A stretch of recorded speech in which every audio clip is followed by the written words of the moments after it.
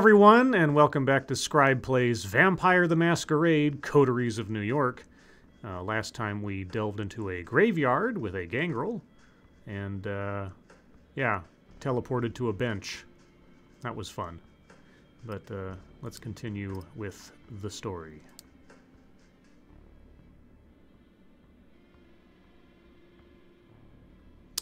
Alright, so it is rest time, so we're going to rest. Kadir al-Azmeh, the sheriff of New York City, is knocking at the door to your haven. The sight comes as more than a little shocking. If he had business with you, you'd either expect to see him already inside, or never see him coming at all. Which means he's probably just giving a courtesy call. Yet there he is, on the other side of the peephole, patiently and politely waiting for you to let him in. You carefully unlock the door and face him in silence. "Evening. May I come in?" You simply stare at him. Your lack of an answer doesn't faze him, and your lack of resistance as he starts walking inside has obviously been interpreted as a permission. Okay. Once inside, he starts looking around as you cautiously stay by the door. "Haven't really had time to make this place your own yet, have you? It feels like Langley's apartment through and through, a secluded study where nobody studies anything. Look at the books on this shelf, obviously meant to impress guests, not to be read. They reveal nothing about their owner, aside from the aching desire to be taken seriously as an intellectual." He picks up one of them and smirks before putting it away. The phenomenology of spirit. Okay. Next to all of this garbage poetry. We can make a bet. If she's read more than 20 pages, I owe you $50 and a gallon of blood. The kind of place that self-professed hermits entune themselves in to suffer. Considering how much you have to run around these nights, you probably only use it to shelter from the sun and rest, right? Even though he's obviously making an effort to come off as non-threatening, it's impossible to forget the first impression he made.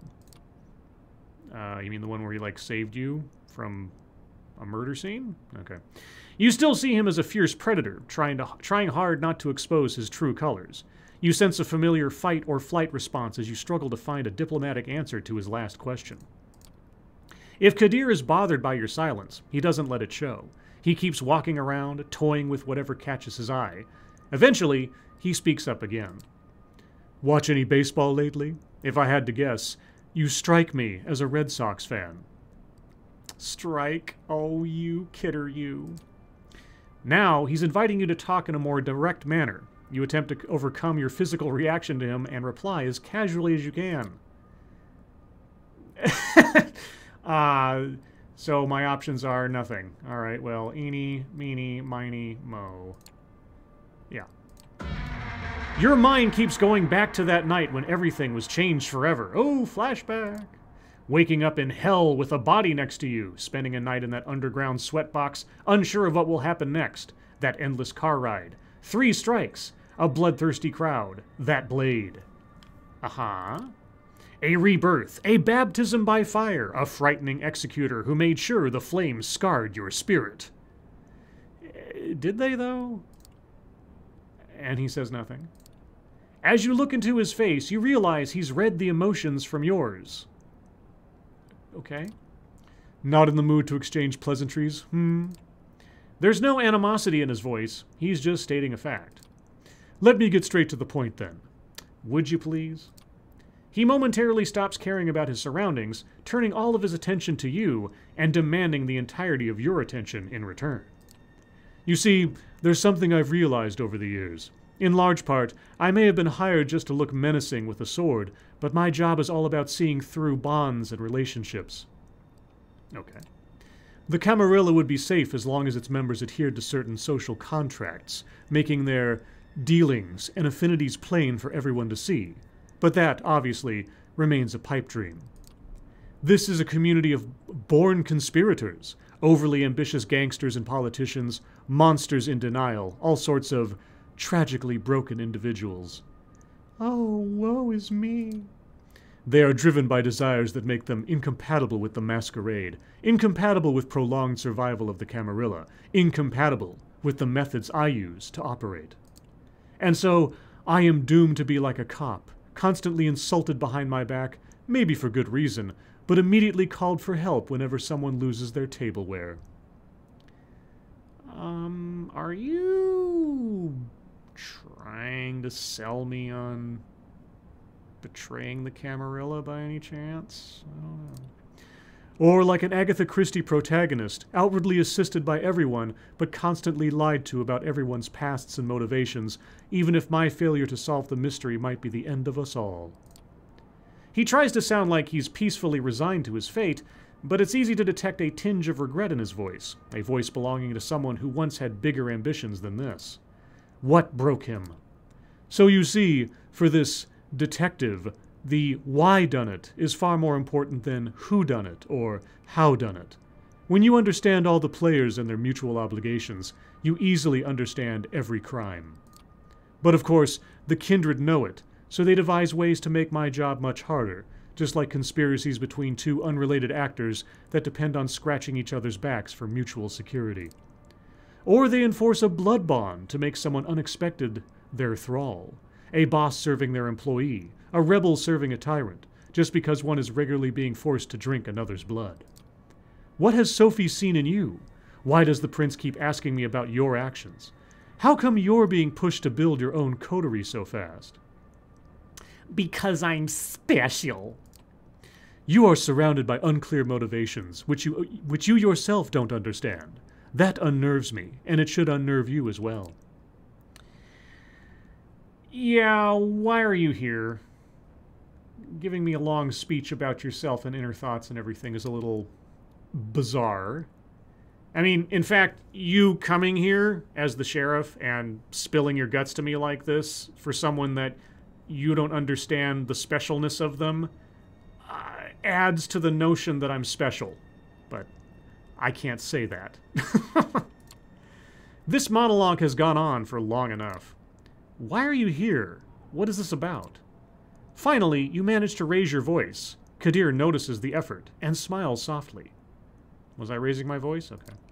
So you haven't gone mute since the last time I saw you. Good. Yeah. Well, I'm here for a selfish reason. I need to develop a rapport with you to better fulfill my obligations. The last time we met, I couldn't see you as my equal. Now that you've been accepted into the Camarilla, what choice do I have? I don't know if you've been around the Camarilla very long, but between a fledgling and a neonate and an ancilla, and, you know, it just... There's a structure. You don't have to see this fledgling as your equal, but okay. I'd understand if you didn't want to see my face again, but I'm one of the faces of the New York City community, and as long as you're a part of it, it's going to be impossible to avoid me. Especially when I have business with you, and I do. As you might have guessed by now, one of my tasks is uncovering and understanding your bonds, and one of them might endanger our community. Well, if you're talking about my sire, and we don't know who that is yet, then possibly so. Well, that's not menacing at all. Who is he talking about? Okay, it's difficult sometimes because they put in italics both things that your character is probably thinking, but also what the narrator is sort of thinking. I don't know. Kaiser... Someone from my coterie, Sophie. I'm gonna say Sophie, because that seems the most immediate. Is this about Sophie? Kadir shakes his head. Sophie's fine. She's plotting something big. I know it, and she knows I know it. But she's treading carefully, as she should. No, they're not a major player. He produces a file from underneath his coat and passes it to you. This is our troublemaker. You open the file and see some printed photos. You freeze up as you recognize the face and are overwhelmed by a flood of repressed memories. Is it my sire? Oh my God, it's my sister! No! Emma. The only person who's kept you hanging on through all these years. The only person you have in your corner and your never-ending fight against the world. You've kept your shit together so far. Try not to think about her until you got everything sorted out, but seeing her face brings a lump to your throat. You look up at Kadir, expecting answers. I think I know what the answers are. She's either got to go away, or die, or you need to fake your death, or a whole bunch of stuff. I'll be frank. At first I thought you were a total commercial failure. Someone destined to eventually disappear from the streets of New York without a trace or one soul to care. But it looks like your sister is the best guardian one could ask for. Lots of friends in high places and lots of favors to collect. The word is, she'll do anything to get you back. The risk of endangering us is relatively low, but far from non-existent, which means your sister must be stopped. Why is this in italics and not with Kadir here? That's his line. Okay. Must be stopped. Sounds threatening. You dread thinking what he's planning. Well, either to mind wipe her or kill her, or find some other thing to do. Or embrace her. You could bring her into the fold. Ooh. I'll arrange for you two to meet tomorrow night so you can straighten the situation out and say goodbye to the life you've forsaken. He'll arrange. What? Your eyes must look like saucers right now. Usually these matters are left to my discretion, and I can't think of an easier solution. The lost sheep reappears, takes care of unfinished business, and disappears, never to be seen again. Nobody cares. It's simple, it's clean, no contrived schemes, no unnecessary victims. And it gives me an opportunity to learn more about you as I observe. When neonates interact with kind they used to hold dear, when neonates interact with kind they used to hold dear, their true natures are laid bare for everyone to see. Dude, I'm not a neonate yet. Not by age. I'm a fledgling. I'll be a fledgling for at least 50 years, so... But okay, you want to call me a neonate? You graduated me? Given me a promotion? Okay.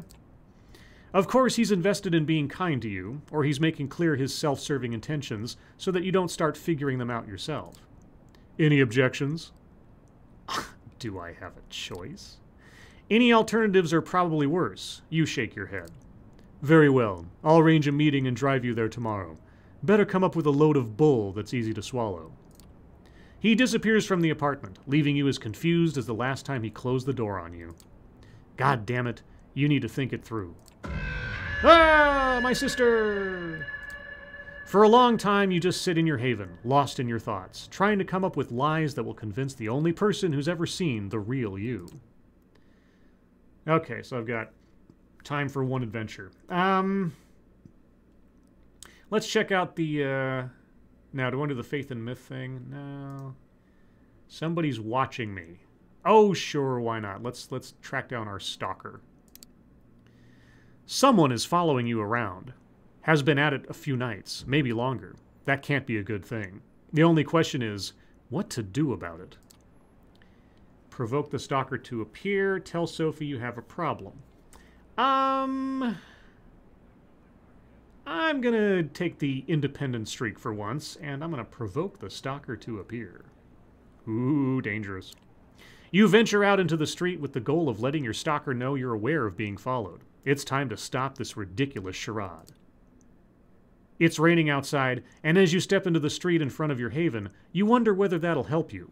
Will you be able to see the footprints of your stalker in puddles on the ground? Okay. Not sure where to start, you slip a few bills to a homeless man and chat up the guy who runs the local bodega. Both of them talk your ear off about strange characters hanging around, but none of their stories seem right to you. Walking the streets, you're convinced by turns that everyone you see is an enemy agent out to get you, and that your stalker has decided to take the night off. Frustrated after a couple of hours of useless searching, you cross the road without looking where you're going. A courier on a motorbike zooms towards you and has no time to brake or swerve as you suddenly step in front of him. Okay. For a split second, your eyes meet those of the man on the bike, and you both know you'll collide. You'll get hurt. Thank goodness I'm already dead. Something hits you, pushing you forward. You tumble, flying to the sidewalk as the courier zooms past. You feel a weight on your back, catch a glimpse of something, a person, female, you think, and then she disappears. You could spend a couple hours trying to find the woman who's been stalking you, but in your shriveled, undead heart, you know it to be futile. She's gone.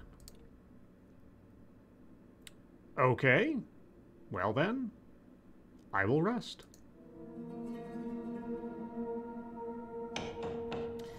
Knock, knock. You'd ask, who's there, but you don't know if the sheriff of New York City would play along. When you open the door, you see him toying with the car keys he's holding in his hand. Ready to go, fledgling? Oh, now I'm back to fledgling? I was a neonate last night, but okay. You don't feel like it, but you give him a nod nevertheless. Excellent. Stay close. He leads you down to the vehicle he's parked nearby. Once again, he takes the wheel, literally and figuratively. Everything inside is just the way you remember it, down to the rear-view mirror reflecting the intense stare of your guide. However, the trip itself feels notably different. The last time Kadir drove you around, he was forcibly dragging you away from your old life. This time, he's pulling you back into it. Every time I try to get out, they pull me back in. Yeah. Emma? Let me tell you how it's going to go. As I said, I've arranged a meeting between you and your kin. It's going to take place somewhere you should know very well. I'll watch over you two from a safe distance to make sure you adhere to the rules. You should know those very well, but I'll reiterate just so you can't ever say I didn't warn you. Don't do anything that would violate the Masquerade. Don't establish some secret routes of contact. I will know. Do treat it as the last time you two will meet. Take this chance to wrap everything up. Here's your story. You're fine, found yourself at a crossroads, decided to radically change your life and move out of the city. The subway is unbearable, the rent is too high, they've heard it all. Here's the thing though, Kadir. If I'm not actually leaving New York, and my sister is a resident of New York, the chances that she will see me, or that we'll end up at the same party at some point, is not 0%. So, not the best. Anyway. However, you wouldn't leave for good without saying farewell to the only person who cared. He gives you a compassionate stare. It's going to leave a scar, boy. But a true artist knows those are not something to hide, but to display with pride. You're a fresh corpse. People you meet can still leave a mark on you. One night, a long time from now, you'll realize you miss collecting new wounds. The car makes a sudden turn. I'll leave the finer details to you. Just be so kind, and don't make me regret it. You can sense he's going out of his way for you, but doesn't try to force you into gratitude by stating it plainly. If you know, you know. He'll see if you are worthy of his aid. We're here. You take a look around and recognize your destination. He was right. It is a familiar place. It's right next to that exhibition space, the one where you met your future sire. This is where you saw Emma for the last time. This is where they last saw poor Scribe. Who knows whatever might have happened to him? That's what your sister is trying to find out. I took the liberty of messaging her in your stead. She's up there, waiting for you to come and explain yourself. He turns off the engine and relaxes comfortably in his seat. You silently leave the car and head straight for the exhibition space. The elevator ride up doesn't seem to end. After what feels like 5 hours, but in reality is closer to 30 seconds, you finally reach your floor. It's Emma. As I take a drink of water so I can continue talking. Em is standing there, looking at the paintings. She's trying to act carefree, but is holding onto her bag a little too tightly. When she hears your footsteps, she's startled. Then she sees you, and her eyes immediately fill with tears. She runs up to you and gives you a hearty hug. God damn it, Scribe. God damn it. You stay in her arms, silent for a little while. The bonds of blood run deep. This feels right. Did you do anything to, artificially stimulate your heart beating by any chance? Because otherwise, she's going to notice you're cold and not having a heartbeat. But anyway. Oh, you're so cold. What happened to you? You look into her eyes and start searching your heart for a lie that would satisfy her, if only a little bit. I decided on a soul-searching trip. Sure. So, I suddenly decided to do a little traveling, see the world, figure out all these things inside my head. You stop mid-sentence. It's perfectly obvious that you're not exactly telling the truth, and her expression makes it obvious that she knows. What happened, Scribe? Talk to me. All the life-saving work she's sent your way, from that concept artist job to this very exhibition. I've been losing my mind. Talked to literally everybody I know. to ask when the last time they saw you was. All the time she helped you get your shit together. I've always been honest with you. The least you can do is return the favor. She has, and she absolutely deserves to know, but she can't. Kadir is waiting downstairs. Scribe! Her voice startles you. Your first instinct is to run. And, like the beast you've become, you trust it. I do?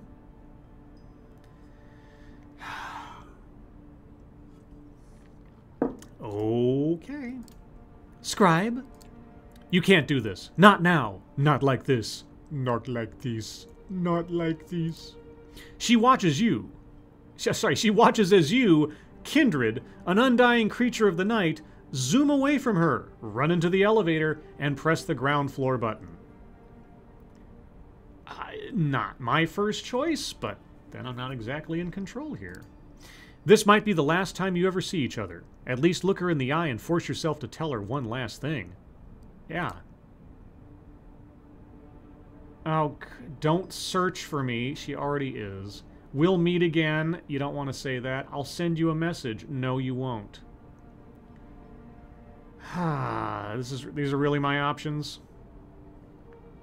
I'll send you a message that at least gives the possibility that I'm the one in control and she has to wait. I'll contact you one day and explain everything. Oh, no. She's too stunned to react as the elevator doors close. You slide down the wall, hiding your face in your arms. You find your own priorities disgusting, but what gets you down the most is not the fact that you failed to give closure to the only person you cared about. It's more that you failed to make this farewell beautiful. Okay, now that's very Toreador. I'll give you that. It makes you feel like a failure of an artist. Even with all this newfound power, you're still can't express yourself. You still can't express yourself through the canvas of your life.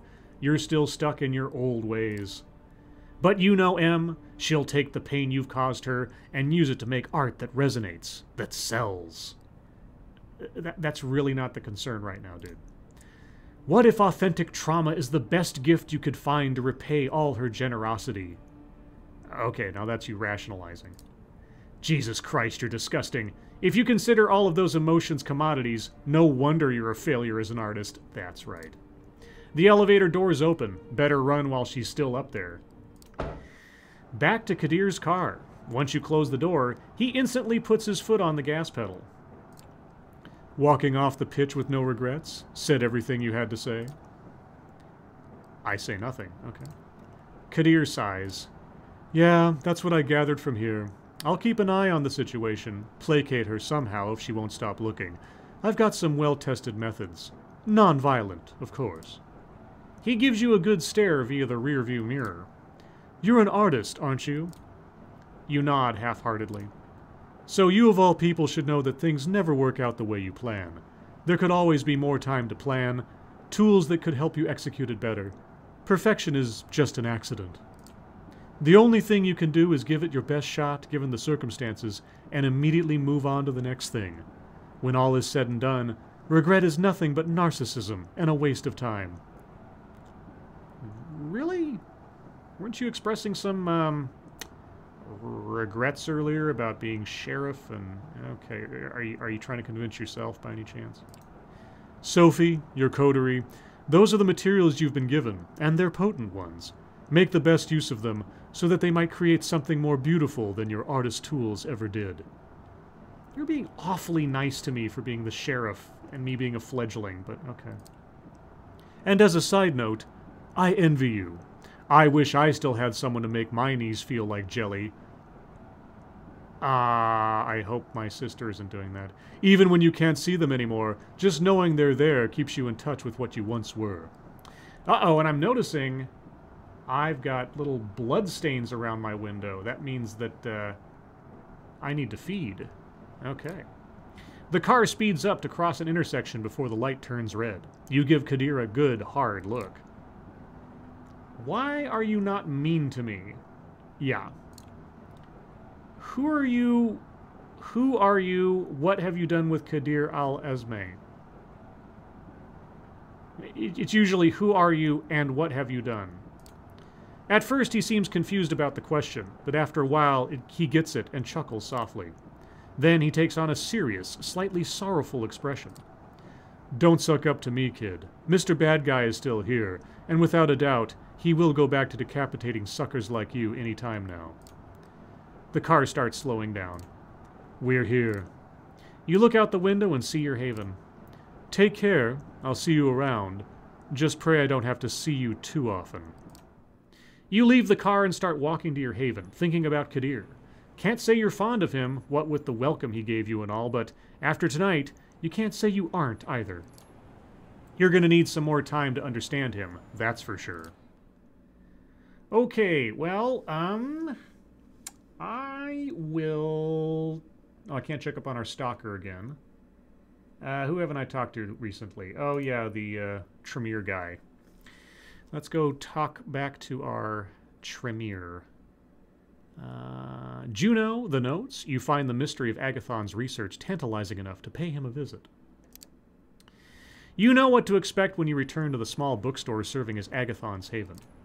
The cacophony of occult imagery assaults you from the book covers displayed on the window. But under the fake facade, there's something real. Yes. This time, the Buddhas and satanic Bibles of the storefront seem almost funny, or perhaps you've just started to tune into this dry humor of these Tremere. Ha! Yes, the dry humor of the Tremere. Just as you're about to ring the doorbell, the door opens and Agathon storms out. You step aside just in time to avoid having him stumble into you. Scribe, what are you doing here? I came to help you. Look, I came to help you, like last time. Okay, fine, you're right. Follow me. As he turns to go, Agathon almost looks pleased that you're here. Agathon walks to his car with you in tow. It didn't occur to you last time, but it's a surprisingly pedestrian vehicle, an aging mid-sized family sedan. You imagine what it would look like with a baby seat in the back. Okay. Opening the door on the driver's side, Agathon notices your look. Laugh all you want, but it's inconspicuous and practical. You sit in the car and Agathon starts driving in his usual careful style. At least you'll never be stopped by traffic cops. That's not necessarily it. But it seems Agathon is not interested in small talk. What's this all about? I love a good mystery as much as the next vampire, but at some point you're going to have to tell me what we're doing. Let me ask you a question in return. Have you ever tasted animal blood? From sheep, for example. No. New York is not the best place to hunt for wildlife, you know. You'd be surprised. There are plenty of pigeons, rats, dogs, cats. But your instinct is correct. Animal blood tastes vile. If it didn't, our lives would be very different. Anyway, something to think about. You exit Manhattan over the Brooklyn Bridge and soon reach the site of the nightclub that seems to be your destination. It's on the riverfront, a converted former warehouse. Oh boy, a nightclub. Maybe I can feed. After Agathon parks the car, it's time for you to enter the nightclub. You glance at the Tremere, evaluating him. It's obvious this is not his kind of place. It's not your kind of place, not exactly, but you've probably been here and just forgotten it. For a bunch of perennially penniless art types, your friends were always good at trawling through every gutter in search of a high. There's a good chance the research notes are here. So it's not certain? You're not certain what we're looking for is here? Nothing in life or death is certain. There's a line into the club. It looks like a popular spot, even if, based on the crowd, this is not exactly a place for supermodels and celebrities. Wait in line, charm the bouncer. I'm gonna have to feed anyway, so sure, let's make it easy. You walk up to the man at the door and smile. Hey, you remember me, right? Mind if we go in? The bouncer looks at you, taken in by your supernatural charisma. It doesn't matter whether he really remembers you or not. Sure, go right in. Have a great night. You walk into the club, ignoring all the people standing in line. The music beats down on you, bringing with it memories of human existence. The first time you went dancing with friends, when you flirted with someone here on the dance floor. Oh, not here, but someone on the dance floor. This time it's different. You're a predator, and everyone around you is prey. Tightly packed, twitching sacks of blood and tissue. Jesus. Have you lost your humanity that quick, dude? You sense the emotions all around you. Blood tinted with happiness, lust, rage, jealousy, love. A buffet of sensations. Focus. Keep an eye out for trouble while I look for what we came to find. You nod and follow Agathon through the throng, trying to ignore all the warmth, flesh, and circulating blood around you. No, dude, I need to feed. Yeah, feeding opportunity. Drink from a clubgoer, that's right. You decide that the opportunity to feed has been handed to you, and it would be churlish to refuse. A young Latino man is dancing close to a beautiful, drugged-out girl. She takes his face in her hands and kisses him on the mouth. You slide close to them and sink your teeth into the man's neck. He moans from the pleasure of the kiss, and the girl assumes it's because of her. You check to see that nobody's watching, and lick the wound closed before disengaging and returning to look for Agathon. Okay, now that I've fed, will these blood deals disappear? You find a young, intense woman pointing a finger at his face. Agathon, you traitor! Don't you dare stand between me and what's mine! You look at the woman in surprise. Her appearance stands in contrast with the anger in her words. Why is my blood thing not disappearing? Juno, you know Aisling will not let you leave with the notes. Perhaps she won't let you leave at all. Juno pulls close to Agathon's face and stage whispers loudly enough for you to hear her over the music. You're still so brainwashed that you care about what Aisling fucking Sturbridge wants. I'm done jumping through her hoops. I don't know what I saw in you, Agathon. You're such a lapdog. Brainwashed. Let's not forget the Masquerade. Well, don't talk about the First rule of Fight Club, don't talk about Fight Club. She's your ex. Sorry to interrupt, but is this woman your ex? Yes, we used to date. Maybe we still would if you weren't such a fucking coward, Agathon. That's not fair, Juno. It's fair and you know it. You're too busy licking Aisling's boots to realize what we had. Aisling doesn't wear boots. Don't correct me! With a start, you realize Juno is genuinely upset. It's hard to say how long ago they broke up, but the wounds are still there. You're the kind of man who takes the side of his boss over his girlfriend. Juno's eyes glisten red with the blood of her tears. You look at Agathon with uncertainty. It was for your own good. Juno steps back, suddenly cold. Ignoring the people dancing all around, she stares hard at Agathon. The past is past. The traditions are dead to me. You won't stop me, Agathon. I'll make sure of that here and now. You know I have the power. Oh, lady, really? No, Juno, please! Agathon sounds panicked. He's not worried about his own survival, but of the possibility that Juno is going to unleash a genuine masquerade breach. Reason with Juno, sucker punch Juno. I'll use presence. I'm really going to need to feed again. Calling on the powers of your blood, you step closer to Juno, between her and Agathon. Agathon was being an asshole. Don't hurt yourself just to get back at him. He's not worth it. Juno looks at you in the eye, and you can see that she's tired and scared. Defecting from the Tremere is not easy or safe. How would I know that? How would I know how the Tremere operate? I mean, I had to sort of anyway. You're right. She turns to go, then stops and glances back at you. You should pick better friends. With that, Juno walks through the oblivious dancers towards the exit. Looking around, you realize that Agathon didn't stay to witness your exchange with Juno. Instead, he worked his way around the dancing crowd, looking for the notes using his arcane methods. I hope not in public. After Juno is gone, he returns, shaking his head. The notes were here, but not anymore. It's possible someone grabbed them when they hunted here. After making sure Juno is nowhere to be seen, you and Agathon push your way back outside. I gotta feed again, apparently. Outside, you walk to Agathon's car and drive back over the Brooklyn Bridge to Manhattan, heading for Agathon's haven. Juno mentioned some very personal things. I trust your discretion in not discussing those things with Aisling. Of course. For now. Your love life is your business. Thank you. After a while, you reach Agathon's haven and he parks the car. You walk to the occult bookstore and Agathon invites you inside. The smell of incense assaults you as before, making you grateful you don't have to breathe. You follow Agathon upstairs to find Aisling Sturbridge in an armchair reading an old book. She puts a bookmark in place as you come in. You were successful, I hope? No, sorry. The notes were there at some point, but not anymore. That's a shame. I hope you don't run out of time. How did Sophie's little protege do? Agathon turns to look at you. Well, surprisingly well. That's a surprise. I'll have to compliment Sophie on her choice.